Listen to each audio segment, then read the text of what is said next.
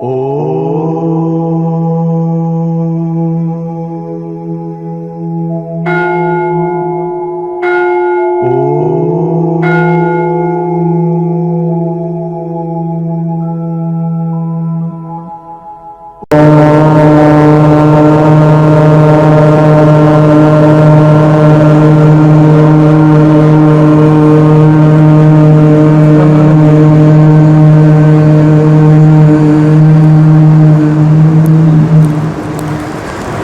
కూడా విశ్వవ్యాపకమైన భగవంతుడికి ప్రణమిల్లుతూ, విశ్వగురు పరంపరకి మరియు క్రియాయోగ గురు పరంపరకి ప్రణమిల్లుతూ, మీ అందరి హృదయంలో ఉన్న చైతన్య రూపంలో ఉన్న పరమాత్మకి ప్రణమిల్లుతూ, మనము క్రియాయోగ ధ్యాన సాధన చేసుకునే ముందు క్రియాయోగం గురించి కొంత వివరించుకొని నేరుగా సాధన ప్రారంభించుదాము. మనము ఏది చేయాలన్నా కొన్ని నియమాలు అవసరమా కాదా చెప్పండి. నియమం లేనిది ఏదైనా పని, ఒక పూజ చేయాలన్నా, హోమం చేయాలన్నా, జపం చేయాలన్నా, యాత్ర చేయాలన్నా, యాత్ర ఎలా చేయాలి, వ్రతం చేయాలన్నా దానికి నియమాలు ఎలా, అట్లా కొన్ని నియమం లేనిది నశ్రేయో నియమం వినా, భగవద్గీతలో కృష్ణ పరమాత్మ చెప్పినట్టుగా నియమం లేనిది శ్రేయస్సు లేదు, డెవలప్మెంట్ లేదంటారు. కనుక నియమం ఉండాలన్నా వద్దా? మరి సాధన చేసుకునే ముందు నియమం పెట్టుకుందామా? అందరూ కూడా చక్కగా చేతి ముందుకుంచి ప్రతిజ్ఞ, నేను ఈ రోజు నుంచి క్రియావానుగా మారుతున్నాను, త్రీకరణ శుద్ధితో క్రియాయోగ ధ్యానం చేస్తాను, మధుమాంసాలకు దూరంగా ఉంటాను, పూర్తి స్థాయి శాకాహారంనే తీసుకుంటాను, నా స్వధర్మపత్ని తప్ప తోటి స్త్రీలని సోదరిగా భావిస్తాను, నా స్వధర్మపతి తప్పిస్తాను, భారతదేశం యొక్క గొప్పతనమును, G50 యొక్క ఉన్నత ఆశయాలను, లక్ష్యాలను అందరికీ వివరిస్తాను. జై బ్రహ్మజ్ఞాన భారత్, జై బ్రహ్మజ్ఞాన భారత్, జై బ్రహ్మజ్ఞాన భారత్. ఓం.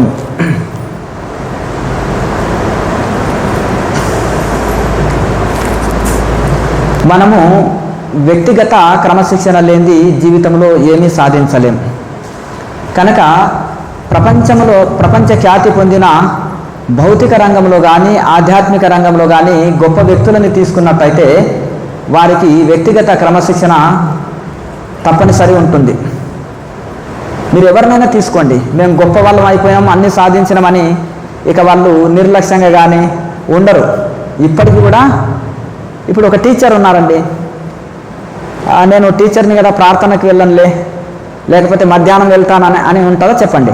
స్టూడెంట్స్ కంటే ఒక అరగంట ముందే టీచర్స్ ఉంటారు, లేకపోతే స్టూడెంట్స్ రారు.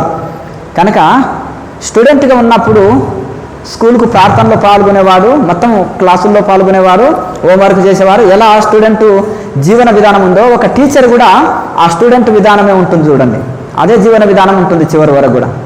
అవునా కదా?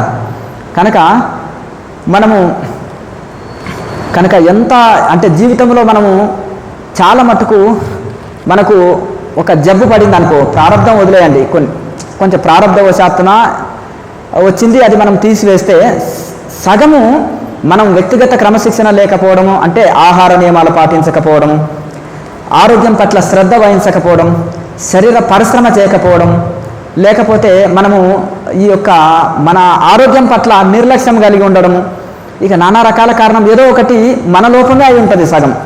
అవునా కాదా? కనుక ఏదైనా సరే మనము జీవితంలో కొన్ని మనము సాధించే ముందు కొద్దిపాటిలానే మనము తప్పిపోతాయి. అంటే మనకు మంచి అవకాశాలు, ఒక ఉద్యోగం కానీ, ఒక పెళ్ళి కానీ, ఒక ప్రమోషన్స్ కానీ, ఒక ఏదైనా మనం జీవితంలో మంచి ప్రతి ఒక్కరికి లక్ష్మీదేవి ఇల్లు తడుతుంది, ప్రతి ఒక్కరికి మంచి అవకాశాలు వచ్చుంటాయి. ప్రతి ఒక్కరిని కదిలించండి, అయ్యో నా జీవితంలో మంచి అవకాశాలు వచ్చినాయి, నేను మిస్ చేసుకున్నాను అనేవాళ్ళు ఎందరో ఉన్నారు. నేను ఐఏఎస్ అయ్యేవాడిని, 1 మార్కులో పోయింది, 1/2 మార్కులో పోయింది అనేటోళ్ళు కూడా ఉంటారు కదా. ఇంటర్వ్యూలో కూడా కొంచెం లేట్ వెళ్ళినాను అంటారు కదా. కొన్ని మనము మిస్ చేస్తాం. కనుక మనము క్రమశిక్షణతోటి ఏ రంగంలో అయినా పైకి వస్తాం. ఇంకొకటి జీవితంలో సక్సెస్ కారణం ఏంటిదంటే హార్డ్ వర్క్ నమ్ముకోవాలి. జాతకాలనో, పంచాంగాలనో, లేకపోతే ఇవి కాదు మనం నమ్ముకునేది, హార్డ్ వర్క్ని. శ్రమని నమ్ముకోవాలి, మనని మనం నమ్ముకోవాలి, భగవంతుని నమ్ముకోవాలి. మనం G50లో కూడా చెప్పినాం కదా, సరి అయిన గురువుని ఎన్నుకోవాలని. మనం ఏం చేస్తామంటే అక్కడ జాతకాలు చెప్తారా, ఇక్కడ పంచాంగాలు చెప్తారా, లేకపోతే భూత వైద్యము, ఎవరో ఏదో మనకు ఇది మనని పైకి తీసుకొస్తారని రకరకాలుగా కొంతమంది హోమాలు నమ్ముతారు, పూజలు నమ్ముతారు, కొంతమంది వాళ్ళెవరో మనం డెవలప్ చేస్తారని అంధవిశ్వాసాల్లో ఉంటారు. అంధవిశ్వాసాలని విడనాడాలి, దైవాన్ని నమ్ముకోవాలి, మనని మనం నమ్ముకోవాలి, సాధనని నమ్ముకోవని చెప్తారు ఇక్కడ. లాహిరి మహర్షి కూడా క్రియ చేస్తే క్రియాపరావస్థ లభిస్తుంది, మీరు క్రియ చేయండి క్రియాపరావస్థను అందుకోండి అన్నారు. కానీ నేను మీకు మోక్షం కలిగిస్తాను అని చెప్పలే. ఇక్కడ గురువు ఎంతవరకు దీక్ష ఇచ్చే వరకు, ఏమైనా డౌట్లు వస్తే చెప్పేంతవరకు, షార్ట్కట్ మార్గం చెప్పేంతవరకే. కానీ ఇప్పుడు అమ్మ ప్లేట్లో అన్నం పెట్టింది, తినేది మనమే కదా, అమ్మ తింటే పిల్లలకి ఆకలి పోదు కదా. అలాగే మనము మెడిసిన్ ఉంది, డాక్టర్ మెడిసిన్ ఇచ్చారు, డాక్టర్ గారు మీరు మెడిసిన్ తినండి నా రోగం పోండి అంటే పోతుందా? గురువు గారు మీరేదో ఆ సాధన చేయండి ఫలితం మాకు రండి అంటే వస్తుందా? అంతే కదా. ఇప్పుడు వీరబ్రహ్మేంద్ర స్వామి చేసిండు, సిద్ధప్ప చేశారా చేయలేదా? ఇంకా గొప్ప గొప్ప లాయర్ మాసే చేశారు, యుక్తేశ్వరగిరి మహారాజ్ చేశారు, ఇంకా వారి శిష్య పరంపర ఒకయోగాత్మకత గురువులందరూ చేశారు కదా సాధన. ఏ ఋషి పరంపర తీసుకున్నా కానీ పూర్వకాలంలో ఇంకా పూర్వకాలంలో చూడండి, స్కూళ్ళల్లో ఒక లెక్క చెప్పి 20 లెక్కలు చేసుకొని రమ్మని చెప్పేది. ఇప్పుడు గైడ్ చూసి నింపేస్తున్నారు. అవునా? శిష్యుల చేత పరిశ్రమ చేయించేవాళ్ళు, అంటే వాళ్ళకి ఆ విధంగా చేయించడం వలన వాళ్ళకు ఆలోచన శక్తి పెరుగుతుంది. ఇప్పుడు చూడు నోటి లెక్కలు వస్తలేవు, క్యాలిక్యులేటర్ వచ్చిన తర్వాత, ఫోన్ వచ్చిన తర్వాత నోటి లెక్కలు రావట్లేదు, మైండ్కు పని లేకుండా అయిపోయింది, మైండ్ సోమర్ అయిపోయింది. అవునా కదండి? అంటే అక్కడ మైండ్కు పరిశ్రమ చెప్పేవారు. కనుక మనము ఎంత పరిశ్రమ చేస్తే అంత ఎక్కువ అనుభవం వస్తుంది మనకు జీవితంలో. కనుక మనము చక్కగా మనము సాధనని నమ్ముకోవాలి. అయితే ఇక్కడ సాధన కూడా ప్రతిదానికి కూడా మనం ఒక ట్రైన్ నడవాలంటే, బస్సు నడవాలంటే, ఒక ఫ్లైట్ నడవాలంటే, ఒక స్టీమర్ నడవాలంటే ఒక ఫార్ములా ఉంది కదండి, ఒక సూత్రం మీద నడుస్తాయి అవి. ఒక మెడిసిన్ ఉందంటే ఒక ఫార్ములా ఉంటుంది ప్రతిదానికి సైన్స్లో. ఇది యోగం కూడా ఒక సూత్రం మీద నడుస్తుంది. ఆ సూత్రం లేనిది యోగమే లేదు. ఉందా? లేదు. మరి అలాగే మనము చాలామంది సహజంగా ఏమనుకుంటారు, ఇవన్నీ ఎందుకు, ఊరికే కళ్ళు మూసుకొని ధ్యానం చేసుకుంటే అయిపోతుంది కదా అంటారు. ఋషులు అలాగే కూర్చున్నారు కదా అనుకుంటారు. కానీ దీనికి ప్రాసెస్ ఉంటుంది. అయ్యో ఒక కూరగాయలు తీసుకొని వచ్చేసి స్టవ్ మీద పెట్టేస్తే వంట అయిపోతుందా? ఎంత లిస్ట్ రాస్తారు అమ్మగారు. అవునా కదా? ఆ ప్రకారంగా అన్నిటికీ అన్నీ కరెక్ట్గా ఇది ఉంటేనే మనకు వంట చక్కగా వస్తుంది, కూరలు మంచిగా వస్తాయి. అట్లాగే ఆ విధంగా మనకు ఇక్కడ కూడా ఈ ప్రాసెస్ ఏదైతే ఉంటుందో క్రియాయోగంలో తాళవిక్రియ, చక్రస్మరణ, మహాముద్ర, నాభిక్రియ, ప్రాణాయామ, జ్యోతిముద్ర, ఈ 6 చేసి తర్వాత ధ్యానం చేస్తే అద్భుతమైన ధ్యానము కుదురుతుంది. ఇప్పుడు ఆసనాలు కొన్ని వేల ఆసనాలు ఉన్నాయి, 84 లక్షల ఆసనాలు ఉంటాయి. అందులో 84 ఆసన అంటారు. అంటే 84 ఋషులు చాలా ముఖ్యమైన వాళ్ళు, 84 ఋషులు. ఆ 84 ఆసనాలు అనేది చాలా 84 జీవరాశులకు 84 ఆసనాలు అని పెట్టారు. అయితే ఇట్లా వేల ఆసనాలు వేస్తే మన జీవితం సరిపోదు, ఉన్నదే చాలా తక్కువ టైం.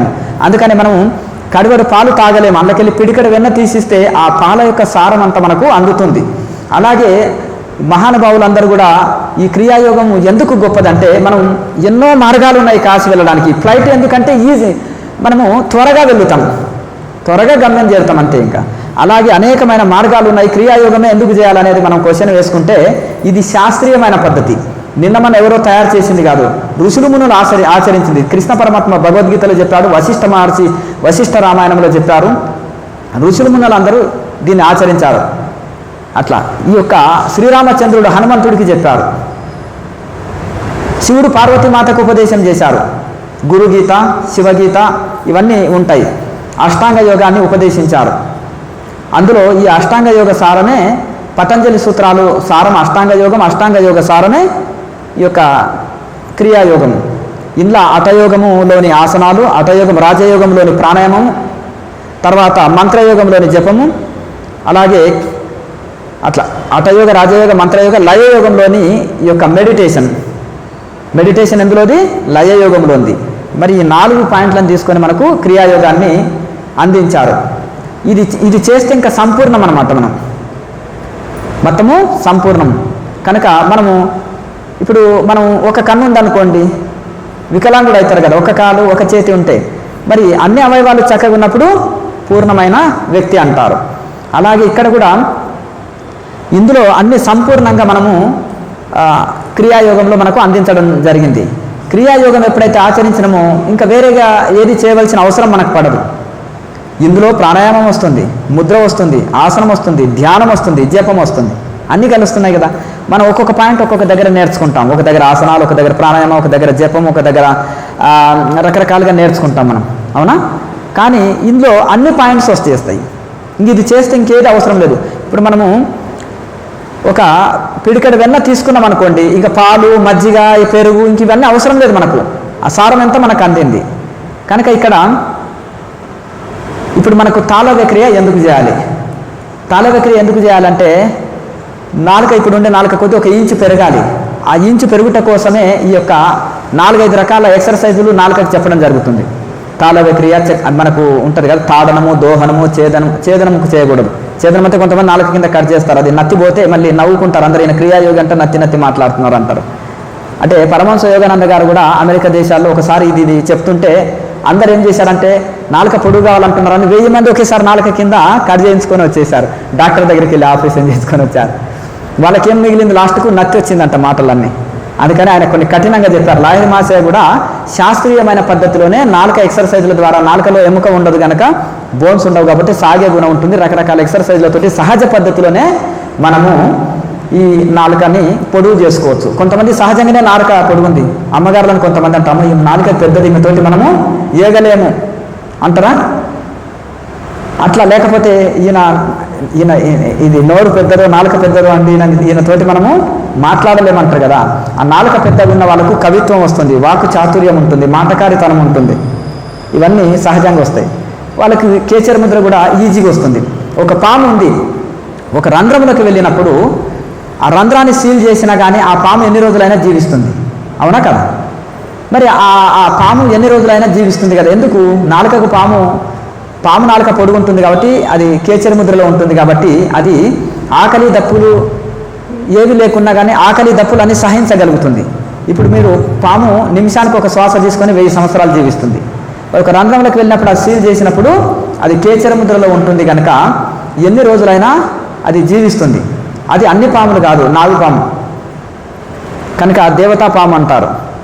కనుక ఆ విధంగా నాగు పామును కొట్టొద్దు, చంపొద్దు అంటారు. అందుకనే కనుక ఆ విధంగా మనకు ఈ యొక్క కేచరి వలన మనకు శరీరంలో ఉష్ణం పెరగదు, దీర్ఘ శ్వాసక్రియలు చేయగలుగుతాం. అలాగే శరీరంలో సమశీతోష్ణ స్థితి ఉంటుంది. అలాగే మనసు అంతర్ముఖమవుతుంది. శరీరంలో ఎంతసేపు ఇప్పుడు సహజంగా కొంతమంది హీట్ ఉంటుంది బాడీ, ప్రాణాయామం చేస్తే ఇంకా డబుల్ హీట్ అనిపిస్తుంది. ఇప్పుడు ఎండాకాలంలో కొంతమందికి హీట్ బాడీ ఉన్న వాళ్ళకి ఇంకా ఎక్కువ అనిపిస్తుంది.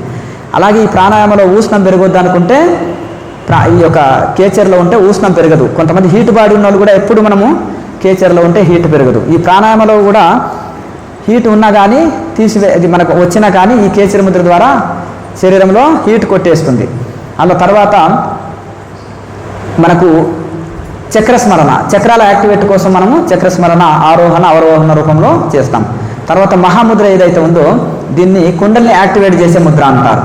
చాలామంది అనుకుంటారు చాలా మేము విన్నాము, చదివినాము, తెలుసుకున్నాము, ఎంతోమంది గురువులు చెప్తున్నారు కుండల్ని యాక్టివేట్ లేనిది స్పిరిచువల్ డెవలప్మెంట్ ఉండదు. మరి ఎట్లా దింది అంటే అవును, ఇప్పుడు మనము ఒక మహావృక్షం కావాలంటే మొదలు మనం ఒక ధాన్యాన్ని, విత్తనాన్ని భూమిలో విత్తినప్పుడు అది మొలకనే రానప్పుడు చెట్టు వృక్షం ఎట్లా అవుతుంది?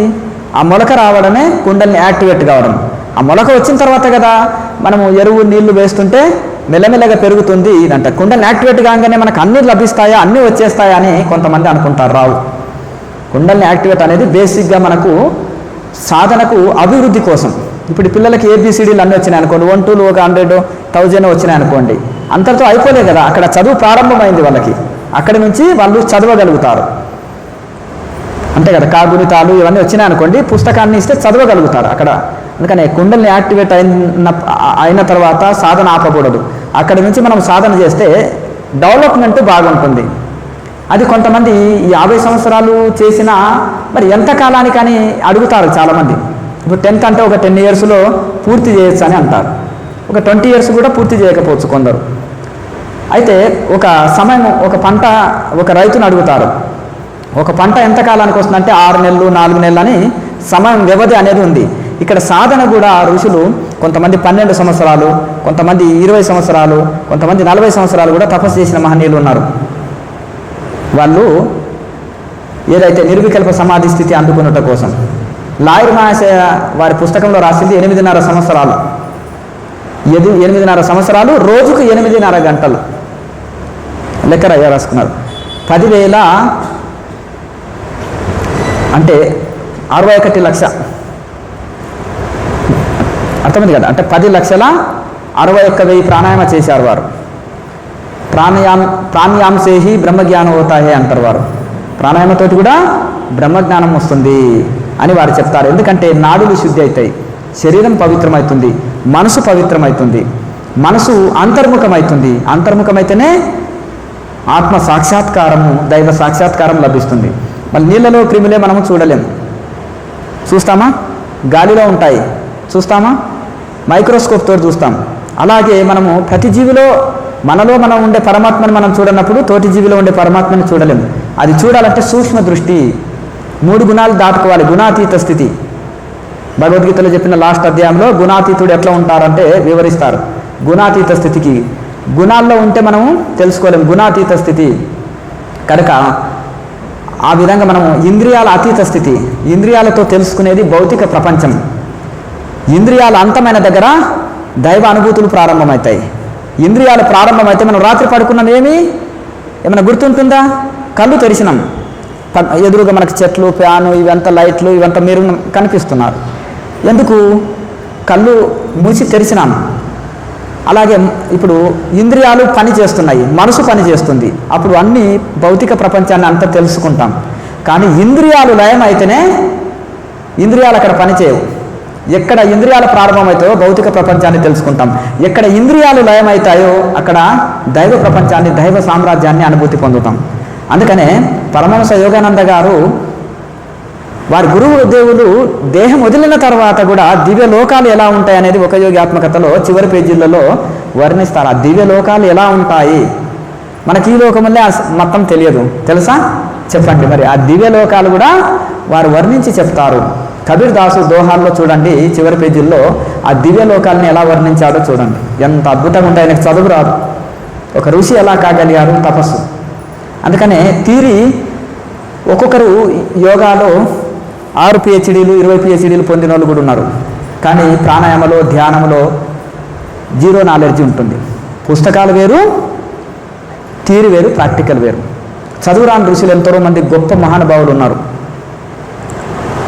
వీరబ్రహ్మేంద్ర స్వామి ఎక్కడన్నా స్కూల్కి పోయినట్టుందా? చరిత్రలో స్కూల్కి పోలేను. వేదవ్యాసుడు ఎక్కడ గురుకులాల్లో చదివారా? పుట్టారు, అమ్మ తపస్సుకి వెళ్తున్న ఆశీర్వదించన్నారు, వెళ్ళిపోయారు. ఎప్పుడు మీకు ఏదైనా అవసరం ఉంటే పిలువమ్మ అన్నారు. మళ్ళీ ఆయన ఒక 20 సంవత్సరాల తర్వాతనేమో 30 సంవత్సరాల తర్వాత పిలిస్తే ఆయన చాలా నేలను తాకి జడలతోటి గొప్ప యువకుడిగా వచ్చేశారు. అంటే ఆశీర్వదించి వీరికి సంతానము ఆశీర్వదించి సంతానం ఇచ్చిపోయిన ఆయన అని పిలుస్తారు అన్నప్పుడు అప్పుడు వస్తారు తప్ప ఇంకా అట్లా. అంటే ఆయన గురుకులంలో వెళ్లకుండా కూడా మరి ఎట్లా వచ్చేసింది ఆయనకి అంటే ఆ తపస్సు వల్లనే వాళ్ళకి అంత వచ్చేసింది. మాణికేశ్వరి మాత ఒకసారి చెప్పింది, ఆమె స్కూల్కి వెళ్ళలే, బాగా తపస్సు చేసింది. అమ్మవారి దర్శనం కోసం వెళ్ళిన భక్తులు ఏమన్నారంటే, అమ్మ ఆ స్వామి టీవీలో వస్తున్నారు, చాలా బాగా ఉపన్యాసాలు చెప్తున్నారు, ఇక్కడ ఈ స్వామి యజ్ఞాలలో బాగా చెప్తున్నారు, అందరూ బాగా చెప్తున్నారు, మీ దగ్గర కూడా మేము ఉపన్యాసాలు ఆశిస్తున్నాము, మాకు మీరు ఉపన్యాసాలు కూడా చెప్పండి అన్నప్పుడు ఆమె ఏది చెప్పినా నోటి మాటలు చెప్పక శాస్త్ర ప్రమాణంగా చెప్పాలంటే కష్టం కదా, కొంత చదువు వచ్చి ఉండాలి. అప్పుడు అమ్మగారు శివుని ప్రార్థన చేస్తే ఆమెకు చదువు వచ్చేసింది ఆటోమేటిక్గా. అప్పుడు శ్లోకాల ప్రమాణంగా కొన్ని ప్రవచనాలు చెప్పారు. అట్లా ఎందుకంటే ఈ విధంగా సాధనతోటి మనకు సాధ్యంగా అంది లేదు. తరిగొండ వెంగమాంబ గారు ఎన్నో తత్వాలు రాసింది. తర్వాత ఎన్నో శతకాలు, నారాయణ శతకంలో యోగశాస్త్రం అంతా, మొత్తం యోగశాస్త్రం అంతా అందులో అమ్మగారు చెప్పేసింది. నారాయణ శతకం. తిరుమలలో తుంబుర తీర్థాన్ని తరిగొండ వెంగమాంబ తీర్థం అని గుహ అని పేరు పడిపోయింది తుంబుర తీర్థంలో. అమ్మవారు అంత తపస్సు చేసింది అక్కడ. కనుక అట్లా ఆ విధంగా మనకు అంటే వాళ్ళు తపస్సు వల్లనే వాళ్ళు స్వయం అనుభవం పొందారు. ఇప్పుడు 50 సంవత్సరాలు సాధన చేసిన నార్మల్ ధ్యానము అసలు నాదబిందు కళలంటే కూడా తెలియదు. అంటే ఎందుకంటే ఈ క్రియాయోగం ఎందుకు ఇంత గొప్పదంటే ఇది ఈ యొక్క యోగ శాస్త్రాల యొక్క సారం వెన్న. ఇంకా ఇది ఇక మజ్జిగ ఒకటే తాగినామంటే ఎంత కడివెడ తాగినా మనకేం ఎనర్జీ పెద్దగా ఉండదు, అంతేనా? పిడికడ వెన్న తిన్నప్పుడే ఆ సారం అంతా మనకు వచ్చేస్తుంది. కనుక ఆ విధంగా మనము తర్వాత ఇప్పుడు మనకు కుండల్ని యాక్టివేట్ లేనిది మనకు సాధన డెవలప్మెంట్ లేదని చెప్పుకున్నాం కదా. అయితే కుండల్ని ఎలా యాక్టివేట్ అవుతుంది? మహాముద్ర ఉంది. ఈ మహాముద్ర ఏదైతే చేసినామో కుండల్ని యాక్టివేట్ అవుతుంది. అక్కడి నుంచే సాధన ప్రారంభమవుతుంది. తర్వాత దీన్ని కుండల్ని యాక్టివేట్ చేసే ముద్ర అని కూడా అంటారు. మరి మీకు కుండల్ని యాక్టివేట్ కావాలన్నా ఏం చేయాలి? మహాముద్ర ఎక్కువ వేయండి, ఎక్కువ సెట్లు వేయండి దాన్ని. తర్వాత చక్రస్మరణ, చక్రాల యాక్టివేట్ కోసం మనము చక్రస్మరణ చేయాలి. తర్వాత మనము నాభి క్రియ, శరీరంలో 72,000 నాడుల కనెక్షను ఈ నాభిలో ఉంటుంది. నాభిలో చిన్నపిల్లవాడు మన తల్లి గర్భంలో శిశువుగా ఉన్నప్పుడు తల్లి పేవు నుంచి శ్వాస కానీ ఆహారం కానీ తీసుకుంటాడు. సూక్ష్మాంశంలో తల్లి తీసుకున్న ఆహారం సూక్ష్మాంశంలో ద్రవ రూపంలో అందుతుంది ఆహారం. అలాగే శ్వాస కూడా అందుతుంది. పిల్లవాడు జన్మించిన తర్వాత అప్పుడు ఆ పిల్లవాడిని కిందికి మీదికి అనడమో లేకపోతే ఇలా గిల్లడమో ఏదో చేస్తారు. పుట్టగానే ఏడవాలి, ఏడిస్తే నో ప్రాబ్లం. ఏడవపోతే ఏడిపించాలి, లేదంటే మనం ఏడుస్తాం. ఎందుకంటే ఒరే నాన్న నువ్వు భూమి మీదకి వచ్చినావు, అర్థమైంది కదా? భూమి మీదకి వచ్చిన తర్వాత నువ్వు స్వయంగా శ్వాస తీసుకోవాలి, స్వయంగా ఆహారం తీసుకోవాలి. కనుక నువ్వు భూమి మీదకి వచ్చినావు కాబట్టి అని అలా వాళ్ళు ఇలా గిల్లినప్పుడు ఉలికి పడతాడు. ఉలికి పడి మొదటి శ్వాస ప్రారంభిస్తాడు, అర్థమైంది కదా? తర్వాత శ్వాస తీసుకుంటాడు. తర్వాత అతనికి ఇంకా తల్లి పాలని ఆహారంగా తీసుకుంటారు అలా. అయితే ఇక్కడ మనము 72,000 నాడుల కనెక్షన్ నాభిలో ఉంది కాబట్టి ఆ నాభిలో లైట్గా ప్రెస్ చేసి మనం ఈ ప్రాణాయామం చేయడం వలన 72,000 నాడులు చైతన్యమవుతాయి. అక్కడ అంటే నాభి చక్రే కాయవ్యూహ జ్ఞానం అంటారు పతంజలి మహర్షి. నాభి చక్రంలో ఎప్పుడైతే నాభి క్రియ చేయడం వలన అయితే దీని వలన శరీర తత్వజ్ఞానం తెలుస్తుంది, దాని వలన సంపూర్ణ ఆరోగ్యం ఉంటుంది. కనుక ఈ నాభి క్రియ వలన సంపూర్ణ ఆరోగ్యం లభిస్తుంది. తర్వాత ఈ ప్రాణాయామం వలన మనకు ఈ యొక్క నాడులన్నీ శుద్ధి అయిపోతాయి. మొదటి లాభం ఏంటిదంటే నాడులు శుద్ధి అవుతాయి. తర్వాత ఎప్పుడైతే నాడులు శుద్ధి అయినవో శరీరం చాలా తేలికగా ఉంటుంది. చిన్నపిల్లల శరీరం ఎంత తేలికగా ఉంటుంది చూడండి, అవునా కదా? అలా ఎందుకంటే వాళ్ళు పాలు తీసుకుంటారు, పెరిగే కొద్దీ రకరకాల మసాలాలు రకరకాల భోజనాలు అంటే కల్తీ పెట్రోలు ఇప్పుడు పెట్రోల్ బంకులు లేనప్పుడు చిన్న చిన్న షాపులలో కిరసనాయిలు ప్లస్ కిరోసిన్ ఈ పెట్రోల్ మిక్స్ చేసేవాళ్ళు. అప్పుడు ఇంజన్లో పొగ వచ్చేది, అవునా? కల్తీ పెట్రోల్ తోటి ఇంజన్ తొందరగా పాడయ్యేది. ఇప్పుడు ఆ పరిస్థితి లేదు. ఇప్పుడు కూడా పల్లెటూళ్ళలో కొన్ని మారుమూల పల్లెటూళ్ళలో అదే పరిస్థితి ఉంది. కానీ అయితే అలాగే ఇక్కడ కూడా మనం కల్తీ భోజనం జంక్ ఫుడ్ తీసుకున్నాం అనుకో ఇక మన పొట్ట పాడవుతుంది, అవునా కదా? సరిగా మలబద్ధక సమస్య, సరిగా జీర్ణం కాదు, అపాన వాయువు, తర్వాత రకరకాలుగా గురకలు పెట్టడం, అర్థమైంది కదా? చాలామంది పొట్ట పెరిగిపోతుంది, శరీరం పెరిగిపోతుంది, రకరకాల జబ్బులు రకరకాల సమస్యలు వస్తున్నాయి. లేవలేము, కూర్చోలేము, కాళ్ళ నొప్పులు, కీళ్ళ నొప్పులు, నడువు నొప్పి, అన్ని రోగాలు వచ్చేస్తుంటాయి. ఎవరైతే శుద్ధమైన ఆహారము, శాకాహారము, శుద్ధాహారము, మితాహారం తీసుకున్నారో వాళ్ళ ఆరోగ్యము సంపూర్ణంగా ఉంది. ఉదాహరణకి మనం ఇన్ని పిహెచ్డీలు చేసి ఇంత పెద్ద చదువులు చదివి ఇంత గొప్ప వాళ్ళుగా ఉండి ప్రకృతికి అనుకూలంగా మనుషులు జీవిస్తలేరు, అవునా కదా? మరి 4 పిహెచ్డీలు చేసిన చిలక నాకు ఉద్యోగం వస్తుందా చెప్పని చిలకయ్య జోస్యం చెప్పించుకుంటున్నారు. నాలాక ఏ ఆలోచన లేకుండా ఉన్నది తిని రేపటి కోసం ఆలోచించకుండా ఉండు, నీకు ఏ జబ్బులు రావు, ఏ అశాంతి ఉండదు అని చిలక మనకు చెప్తుంది, అంతేనా? అట్లా ఎందుకంటే మనము ఇక్కడ అది జంతువులన్నీ ఆహార నియమాలు పాటిస్తున్నాయి, పరిశ్రమ చేసి ఆహారాన్ని సంపాదించుకుంటున్నాయి. మనం చేస్తలేమంటే కొన్ని మనకు పరిశ్రమ లేని ఉద్యోగాలు ఉంటాయి కూర్చునేటివి, మళ్ళీ కొంత పరిశ్రమ అవసరమే శరీరానికి. లేకపోతే మనము ఎందుకంటే ఎవరైతే శరీర పరిశ్రమ లేదో వాళ్ళు తేలిక ఆహారం తీసుకోవాలి. కానీ మనం చాలామంది ఏం చేస్తాం, నాన్ వెజ్ తీసుకుంటారు, ఏసీ రూమ్లో కదలకుండా కూర్చునే డ్యూటీ ఉంటుంది. అప్పుడు అది జీర్ణం కాదు, 3 రోజులు పొట్టలో ఉంటుంది.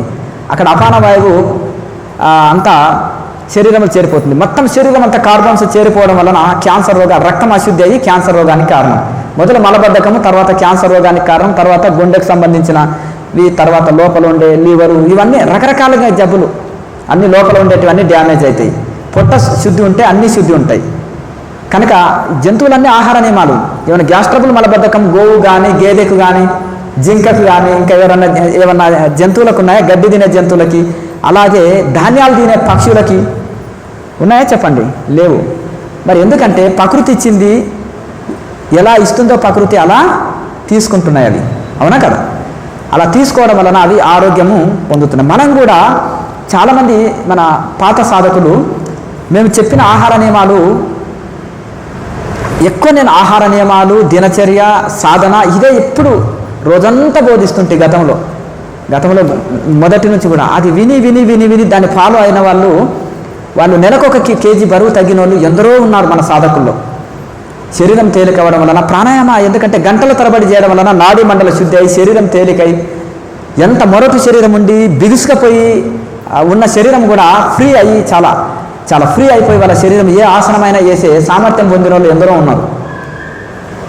అలాగే కింద మీరు జన్మలో కూర్చోవద్దని డాక్టర్ చెప్పిన వాళ్ళు కూడా నేను చెప్పిన సలహా ప్రకారం కింద కొద్దిసేపు కూర్చోండి, కుర్చీలో కొద్దిసేపు కూర్చోండి, ఇలా ప్రాక్టీస్ చేయండి అంటే వాళ్ళు గంటల తరబడి కింద కూర్చునే సామర్థ్యం పొందిన వాళ్ళు ఎందరో ఉన్నారు. మనము చేయవలసిందల్లా శరణాగతితో, వైరాగ్యంతో, తపనతోటి, ఆర్తితోటి మనము సాధనని మనం ఎప్పుడైతే మనం నిరంతరం చేస్తామో, ఇది ప్రాణాయామతో కూడుకున్నది కనుక నాడీ మండల శుద్ధి అవుతుంది. తర్వాత ఆసన సిద్ధి కలుగుతుంది. ఎంతసేపు ఒక ఆసనంలో కూర్చున్నా ఎటువంటి పరిశ్రమ ఉండని స్థితి కలుగుతుంది. శరీరం తేలిక, మనసు తేలిక, అన్ని రకాలుగా ఇది ఉంటుంది. దీనికి ఏమి ఉద్యోగం త్యాగం చేయాలన్నా, గృహాన్ని త్యాగం చేయాలన్నా, ఏంటి వదలాలి? ఏదో వదలనక్కర్లేదు. మన ఇంట్లో మనం ఉంటూ కుటుంబము బాధ్యతలు నెరవేర్చుకుంటూ, ఉద్యోగం చేసుకుంటూ, వ్యవసాయ వ్యాపారాలు మీ డ్యూటీ మీరు చేసుకుంటూ కూడా ఉదయం గంట, సాయంత్రం గంట సమయం ఇవ్వండి సాధనకి. తర్వాత కొంచెం పెంచుకోండి, మీకే పెంచాలనిపిస్తుంటుంది. దీనివల్ల పూర్తి బెనిఫిట్ పొందారనుకో, మీకే సాధన పెంచాలనిపిస్తుంది. నెక్స్ట్ సెలవు దినాల్లో మీకు ఎట్లా ఖాళీగా కదా, సాధనని పెంచుకోండి. సాధనని బాగా పెంచండి, మెల్లమెల్ల పెంచండి. కనుక అలాగే ఇప్పుడు మనము నాభిక్రియ తర్వాత ప్రాణాయామ చెప్పినాం. ప్రాణాయామ తర్వాత ప్రాణాయామ నాడీ మండల శుద్ధి ఇస్తుంది, ఆసన సిద్ధి కలుగుతుంది, మనోలయాన్ని కలిగిస్తుంది, సమాధి స్థితిని కలిగిస్తుంది. నిష్కామ కర్మ లేనిది నైష్కర్మ స్థితి లభించదు, క్రియ లేనిది నిష్క్రియ స్థితి లభించదు. అట్లా క్రియ ద్వారా నిష్క్రియ స్థితిని అందుకుంటాం. తర్వాత మనము జ్యోతి ముద్ర, దీన్ని మనము ఎన్లైటెన్ ముద్ర అంటారు. ఆత్మ సాక్షాత్కారాన్ని, దైవ సాక్షాత్కారాన్ని కలిగించే ముద్ర ఇది. కనుక ఇది మనం ఎప్పుడైతే ఇది చేసినామో మనకు వెంటనే ఆత్మానుభూతి కలుగుతుంది. అప్పుడే కాకపోవచ్చు, కొద్ది బాగా ప్రయత్నం చేస్తూ ఉండాలి. సాధన చేయగా అది సాధ్యమవుతుంది. అలా జ్యోతిముద్రలు ఎవరైతే కుంభకాన్ని పెంచుతారో, కుంభకం పెంచినప్పుడు అద్భుతమైన ఫలితము వస్తుంది. మొదటిసారి జ్యోతి దర్శనం జరిగిందనుకో 3 సార్లు అక్కర్లేదు. ఇక మనకు ఆ అనుభూతి కలగలేదనుకోండి 3 సార్లు ప్రాణాయామ చేయాలి జ్యోతిముద్రలో. తర్వాత మనము ధ్యానమే, ఇంకేమి చేయనక్కర్లేదు. ఓన్లీ మెడిటేషన్, ఆత్మ ధ్యానం.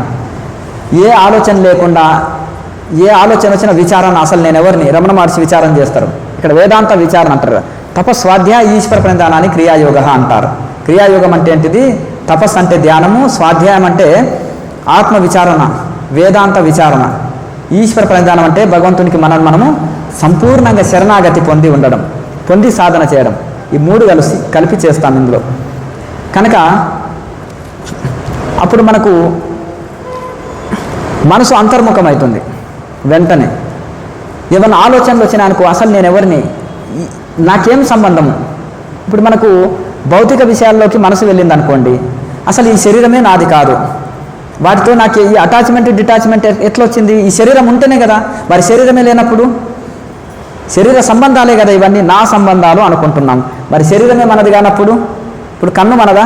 కన్ను తీసినా గుడ్డి వాళ్ళు లాక్కున్నాం, చెవు తీసినా ఉన్నాము, నాలుక తీసినా మూగ వాళ్ళు లాక్కున్నాం, కాళ్ళు లేకున్నా కుంటి వాళ్ళు లాక్కున్నాం, చేయి లేకున్నా ఉన్నాం, ఒక్కొక్క అవయవం లేకున్నా ఉన్నామా లేదా? మరి శరీరంలో ఏమి లేకున్నా ఉన్నాం, అసలు శరీరమే మనది కాదు. ఎంతోమంది శరీరం వదిలిన వాళ్ళు ఉన్నారు, ఏడుస్తున్నారు చూడండి శరీరం వదిలినప్పుడు. ఎవరైనా చనిపోయారనుకో ఏడుస్తున్నాం, ఎందుకు? అక్కడే ఉంది ఇక శరీరము మనది కాదు, అందుకనే ఏడుస్తున్నాం. కనుక మరి శరీరమే మనది కానప్పుడు ఈ శరీర సంబంధాలు మనం ఎంత చూడండి, ఎట్టి మోహం. మనము చాలామంది మనం ఏదన్నా ఒక చిన్నదేనా యాక్సిడెంట్ అయిందనుకో, బైకుకు ఏదన్నా కొంచెం డ్యామేజ్ అయిందనుకో, పిల్లవాడు ఏడ్చేస్తాడు కొత్తగా ఉన్న బైక్ అనుకోండి. అసలు ఈ శరీరమే ఒకసారి వదిలిపెట్టాలి, అవునా కదా? ఈ శరీరాన్ని చాలా నెగ్లెక్ట్ చేస్తాం, అన్నిటిని చక్కగా చూస్తాం, టీవీని బాగా శుద్ధంగా తుడిచి పెడతారు. అలాగే ఆ వెహికల్ని సర్వీసింగ్ నెల చేయిస్తారు, చాలా నీట్గా కడుగుతారు కారుని ఉదయం సాయంత్రం చాలామంది, అవునా కదా? ఇక అలంకరణ చక్కగా డ్రెస్సుని మ్యాచింగ్ చూస్తాం, నగలు చక్కగా అలంకరించుకుంటాం, అన్ని హెయిర్ స్టైల్ని చక్కగా కవర్ చేస్తాము, ప్రతి ఒక్కటి జాగ్రత్త చూసుకుంటాం, అవునా కదా? ఇక లోపలికి మాత్రం ఏది వేస్తున్నామో తెలుస్తలేము. ఆన్లైన్లో ఆర్డర్ ఇచ్చినాం, ఫుడ్ వేస్తున్నాం లోపలి, వారం నెల కింద వండింది అది సద్యాన్నాన్ని మళ్ళీ వేడి చేసి వేస్తే ఇక అది లోపలికి మాత్రం లోపల కనిపించదు కదా, లోపలికి ఏదో ఒకటి చెత్తను వేస్తున్నాం, పైన మాత్రము చాలా అలంకరించుకుంటున్నాం శరీరం. కానీ ఈ శరీరం కూడా ఇంత మంచిగా సుకుమారంగా చూసుకున్న ఈ శరీరం కూడా మనది కాదు. నాకు మనసులో ధ్యానం కుదరట్లేదండి అంటారు, స్వామీజీ నాకు ధ్యానం కుదురతలేదు అంటారు. సరే, కొంతమందికి ఏదో ఫ్యామిలీ టెన్షన్స్ సమస్యల వలన కొందరికి అన్నీ ఉన్నా కానీ కుదరదు. ఎందుకంటే వైరాగ్యంలో కొరత ఉంది, ఇది లేదు అది లేదని లోటు, లేకపోతే మనసు భౌతిక విషయాల మీదకి వెళ్ళడం వలన ధ్యానం కుదరదు. మరి ఈ ప్రాణాయామం వలన మనసును అంతర్ముఖము చేయొచ్చు. కొంతమంది అంటారు, నేను బీడి మానుకోలేకపోతున్నా, చుట్ట మానుకోలేకపోతున్నా, తంబాకు మానుకోలేకపోతున్నా, రోజుకు 10 సార్లు టీ తాగుతున్నాను అంటారు. తెలిసి తెలియక చిన్నవి ఉంటాయి ఈ అలవాట్లు. కానీ ఎవరైతే క్రియ బాగా చేశారనుకోండి, ఈ అలవాట్లు ఆటోమేటిక్గా వెళ్ళిపోతాయి, క్రియ చేయని వాళ్ళ మీద పోయి వాళ్తాయి అవి. అంటే మనం వదిలిపెట్టినాం అనుకోండి, ఇప్పుడు కొంతమంది నాన్ వెజ్ ఉందనుకో, వదిలిపెట్టిన అనుకో బలవంతంగా మళ్ళీ తినవచ్చు వాళ్ళు. ఈ సాధన చేస్తుంటేనే అది చూస్తేనే మనకు వామిటింగ్ వస్తుంటుంది, అది చూస్తేనే ఆ స్మెల్లే పడకుండా ఆ స్థితికి చేరుకుంటుంది. ఎవరైతే క్రియ బాగా చేశారనుకో ఆ స్మెల్ కూడా పడదు. అంటే మరి ఆటోమేటిక్గా మనము క్రియ చేస్తుంటే కొంతమంది మానుకోలేకపోతున్నాం మాంసం అని ఏం చేస్తారు, సాధన మాత్రము విడవకండి అంటే చేస్తుంటారు. అసలు కొన్ని రోజుల్లోనే వాళ్ళకి అసలు ఆ మాంసం అంటే కూడా అయిష్టం ఉంటుంది. అంటే సాధన వలన వాళ్ళు నిజమైన ఆనందము, సాధనలో నిజమైన ఆనందం పొందడం వలన వాళ్ళకి ఇవన్నీ వెళ్ళిపోతాయి. ఇవన్నీ కూడా వాళ్ళకి ఈ ఏవైతే ఉన్నావో బ్యాడ్ హ్యాబిట్స్ అన్నీ వెళ్ళిపోతాయి. కనుక ఈ సాధన వలన నిజమైన ఆనందం పొందుతుంటాం. మనిషి దేనికోసం ఆరాటం పొందుతున్నాడో, ఈ ఆనందం కోసం ప్రాకులాడుతున్నాడో, ₹1 ఖర్చు లేకుండానే లోపలే ఆనందం పొందినాక ఇంకా బయటికి ఎందుకు మనసు వెళుతుంది? ఒక దొంగ పశువు ఉంది, దానికి తాడు వేసి రైతు కట్టేసి మంచి మేత వేశాడనుకో, అది బయట వెళ్ళి చేలని మేయదు కదా, చెప్పండి. అది లాక్కుంటుంది, తాడు ఎక్కడ దాని బలం సరిపోదు, ఇంకా అక్కడే ఉంటుంది, అభ్యాసం అయిపోతుంది. ఈ మనసు కూడా ఏం చేస్తుంది అంటే కూర్చున్నప్పుడు లాగుతుంటుంది, బయటికి లాగిది, నీకు నాకు సంబంధం ఏంటిది అని చక్కగా వైరాగ్యంతో అలాగే చేస్తూ ఉండండి. మనసు నిలిచినా నిలవకుండా ప్రాణాయామం చేయండి, వైరాగ్యంతో విచారణ చేయండి, శరణాగతితో తపనతో భగవంతుని ప్రార్థన చేస్తూ నిరంతరం చేయండి. కొన్ని రోజులకు ఆటోమేటిక్గా మనసు వశమైపోతుంది. నాకు రాదంటే రాజపని, రాదన్న పని రాజపని, అలా కాకుండా ప్రయత్నం చేస్తుండాలి. ఇప్పుడు మనసు పోయింది, మళ్ళీ దాన్ని అంతర్ముఖం చేసుకోవాలి. శరీరం పోయిందనుకో కర్మ జరుగుతుంది, ఇక సాధనే ఆగిపోతుంది. కనుక మనము అలా ఇది చేస్తుండాలి. తర్వాత మనము ధ్యానంలో విచారణ చేయాలి. అలా ధ్యానం చేయగా మనసు అంతర్ముఖం అవుతుంది. ఊరికి మనము కూర్చున్నాం అనుకో ఏమొస్తుంది? నిద్రమత్తు వస్తుంది. ఎందుకంటే నాడులు శుద్ధి లేవు, ఎక్కువసేపు కూర్చోలేము, మేరుదండం వాలిపోతుంది, వెన్నెముక వాలిపోతుంటుంది, నిద్రమత్తు వస్తుంది, మత్తుగా ఉండిపోతాం. రాత్రి పడుకున్నాం, కూర్చొని కూడా పడుకుంటున్నాం. మరి ఇంకేం బెనిఫిట్ పొందినట్టు? మనం మంచి పడుకుంటే విశ్రాంతి పొందుతాం, ధ్యానం చేస్తే ధ్యానం ఫలితము, పడుకుంటే విశ్రాంతి. అది కూడా శవాసనంలో పడుకోవాలి, హాయిగా కుడివైపు మళ్ళీ ఎడమవైపు మళ్ళీ, లేదా చక్కగా శవాసనంలో అయినా పడుకుంటే సుఖమైన నిద్ర వస్తుంది. కానీ ఈ మనం అస్తవ్యస్తంగా పడుకుంటే కూడా మనకు ఆరోగ్యము ఇదవుతుంది. కనుక మనము ప్రతిదానికి ఒక శాస్త్రం ఉంది, ఏమి తినాలి, ఎంత తినాలి, ఎలా పడుకోవాలి, ఎట్లా అనేది కూడా ప్రతిదానికి కూడా ఒక శాస్త్రం ఉంది. అట్లా కనుక మనము ఈ విధంగా ఈ ప్రాణాయామం చేసి ధ్యానం చేస్తే రైట్ మెడిటేషన్ కుదురుతుంది.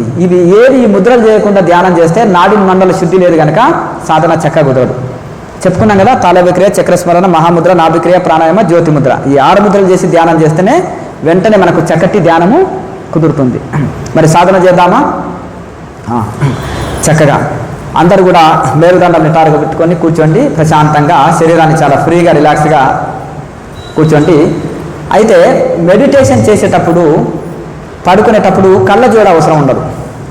కానీ మనం చాలామంది ఏమనుకుంటారంటే పడుకున్నప్పుడు కూడా కళ్ళజోడు పెట్టుకుంటారు, మెడిటేషన్ అప్పుడు కూడా కళ్ళజోడు పెట్టుకుంటారు. అంటే కళ్ళకు పని ఉన్నప్పుడే కళ్ళజోడు అవసరం. కానీ ఇప్పుడు నేర్చుకుంటున్నారు, ఇప్పుడు ఈ రోజు ఉండని. ఎందుకంటే ముద్రలని ఇవన్నీ గ్రహిస్తుంటారు కదా ఎలా చెప్తున్నాం అనేది. ఇప్పుడు ఉండొచ్చు, మీరు ఈరోజు ఉంచుకోండి. కానీ సాధన నేర్చుకున్న తర్వాత మాత్రము పడుకునేటప్పుడు కానీ ధ్యానం చేసేటప్పుడు కానీ కళ్ళజోడు అవసరం లేదు. కళ్ళు మూసుకుంటాం, కళ్ళకు పని ఉండదు కనుక.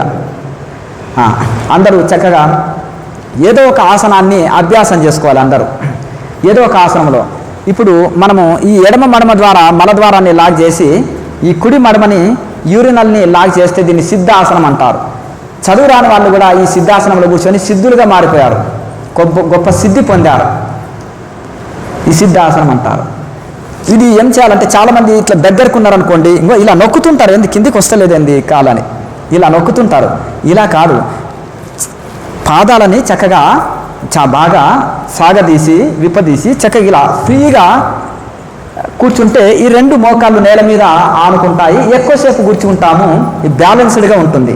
మన శరీరము చక్కగా బ్యాలెన్స్గా ఉంటుంది, ఎక్కువసేపు కూర్చోగలుగుతాము రిలాక్స్గా. తర్వాత మనము చక్కగా మీకు అనుకూలమైన ఆసనంలో కూర్చోవచ్చు.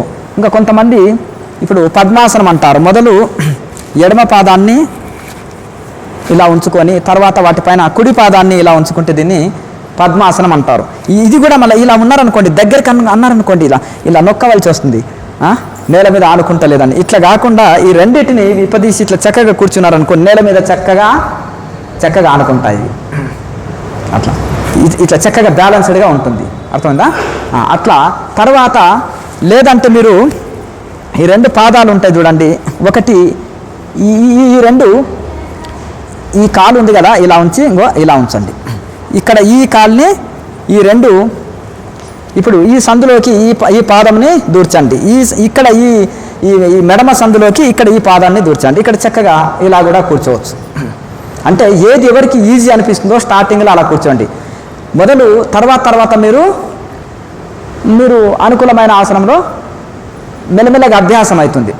ఇంకా చాలామంది కష్టంగా ఉన్న వాళ్ళు అనుకోండి, కాళ్ళు క్రాస్ చేసి కూర్చోండి, పర్వాలేదు, మామూలుగా ఇలా కాళ్ళు క్రాస్ చేసుకొని మంచిగా, కానీ విశాలంగా ఉంచాలి ఈ పాదాలను ఎప్పుడు కానీ ఉంచి ఫ్రీగా కూర్చోండి. అట్లా మీరు ఈ ప్రాణాయామ అభ్యాసం చేయగా ఈ యొక్క శరీరము చాలా ఫ్రీ అయ్యి ఏమవుతుందంటే ఎక్కువసేపు మీరు కూర్చోగలుగుతారు. అట్లా ఇప్పుడు మరి మీకు అనుకూలమైన ఆసనంలో కూర్చోండి చక్కగా.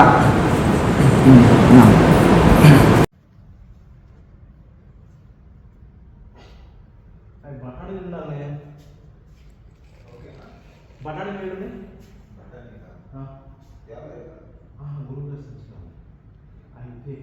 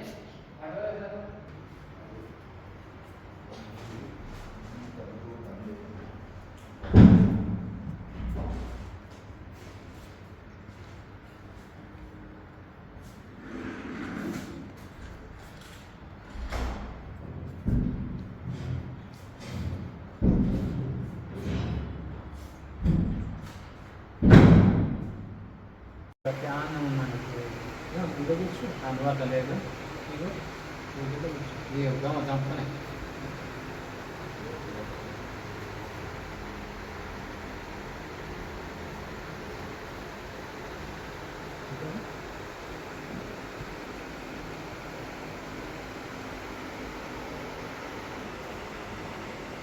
సొరకాయ అవి ప్లేట్లు 3-4 చిన్న ప్లేట్లు కటింగ్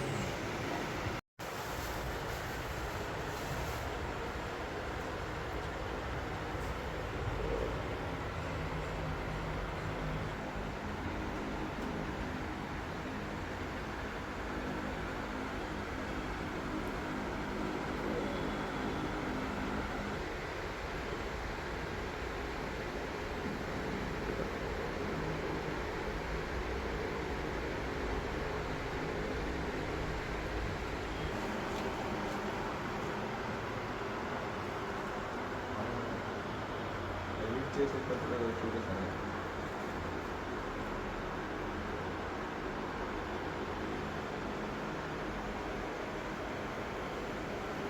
అల్లం అల్లం వచ్చింది వచ్చింది